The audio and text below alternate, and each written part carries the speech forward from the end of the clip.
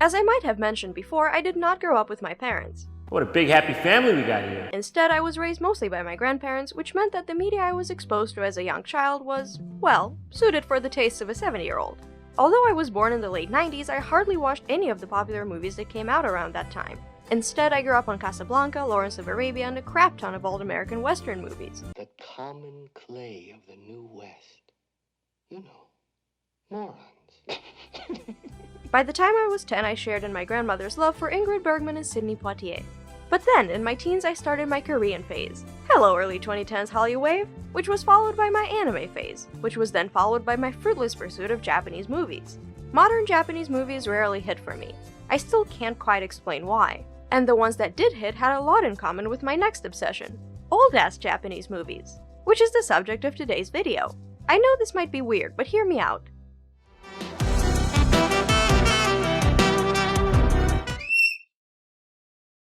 Here in the West, old-ass Japanese movies are mostly popular with film critics and depressed and disillusioned young adults. You can guess which one I am.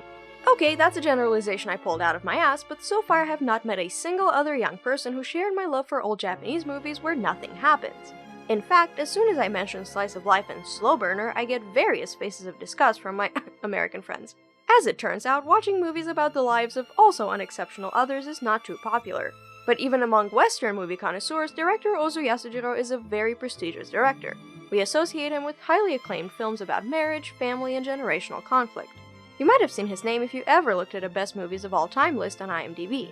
In fact, Tokyo Story is rated by many critics as being in the top 5 best movies of all time, if not the best. But I wouldn't be surprised if you skipped it after you saw that small detail called Year 1952. So let me break his work down for you real quick. Ozu movies are almost always family dramas with a focus on the characters rather than the plot.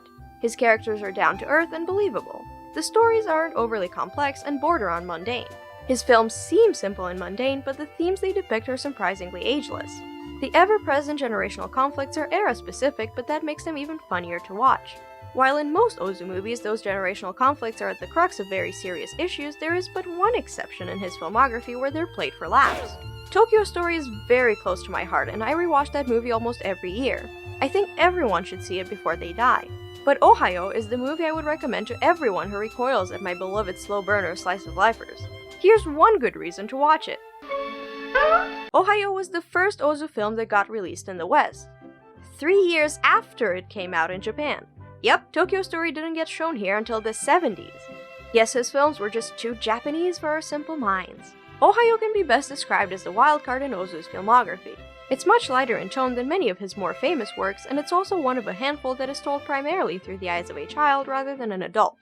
Now, of the Ozu films I've seen, which is most of them, this one feels the most slice-of-lifey, if that's the right word. There's a plot, although for the most part the movie plays out like a series of short films. The main focus, however, is on 2 small boys, Minoru and Isamu. Living in the suburbs near Tokyo, they are, to say the least, quite bored. It's the 1950s, so there's very little around that can entertain them. They can learn English, but that's not exactly fun, now is it? This is a dog. It is a dog. No, it is not a cat. This is a pen. No, so where do these boys turn to?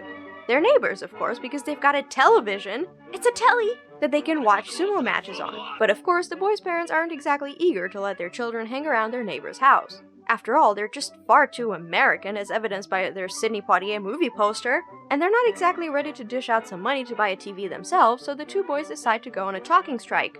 As a parent, that actually sounds amazing. Please Shut the fuck up! Naturally, hilarity and misunderstandings ensue, but don't you worry, because by the end of the film, everything will be neatly tied up.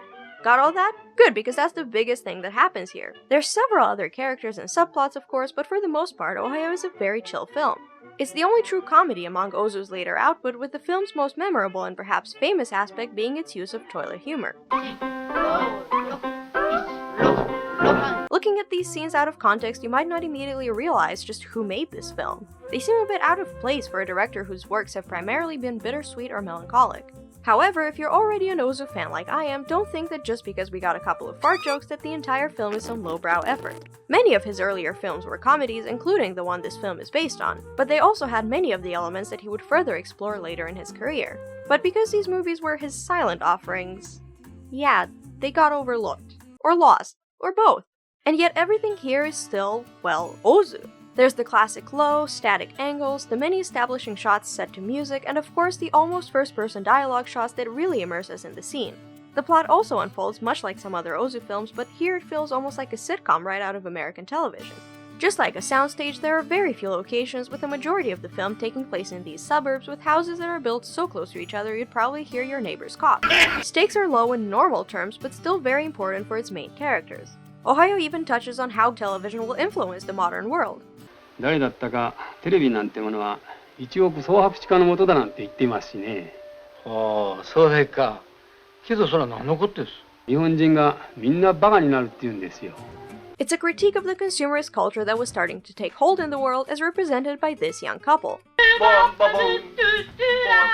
But also a bit of a light jab at the audience on Ozu's part. After all, we're already taking part in that type of culture, and the film even uses some of those tropes to dissect them. It's honoring its influences and not speaking down to those who like it while also commenting on its flaws.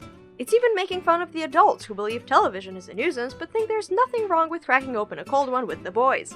あんまり世の中便利になると帰ってあきまへんかな。そうですね。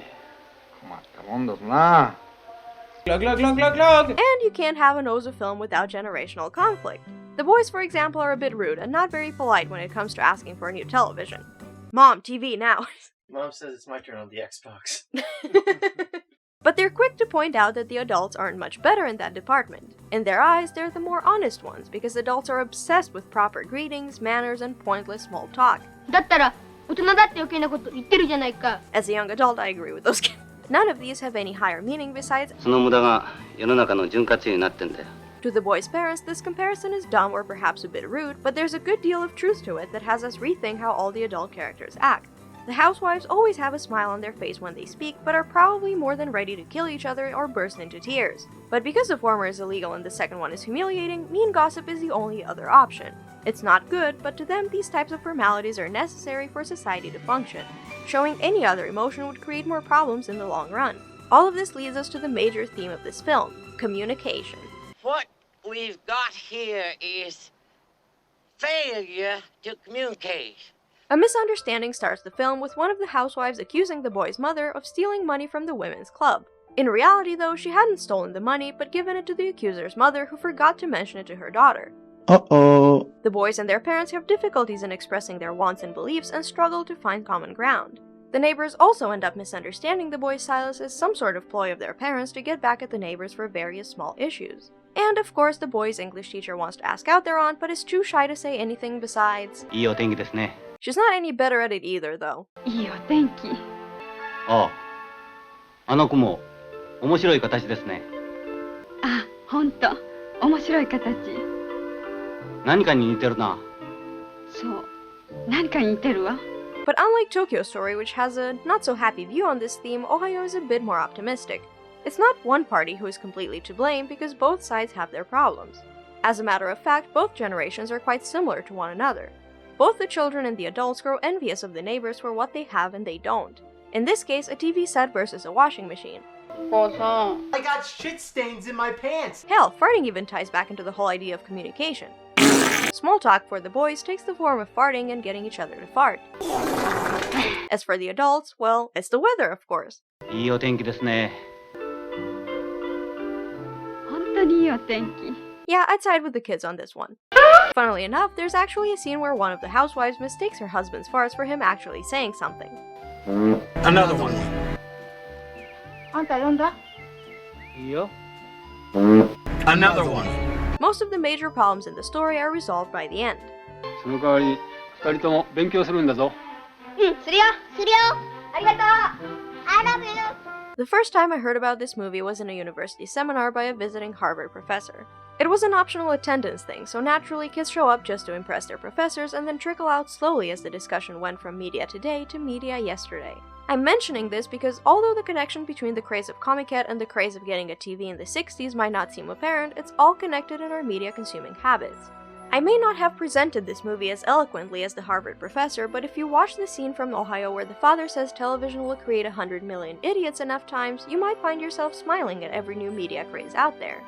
And slowly, you too will become a boomer. Damn it! If you don't want to cry your eyes out and remind yourself how much of a disappointment life is, then there's something wrong with you because I did say you need to see Tokyo Story one day.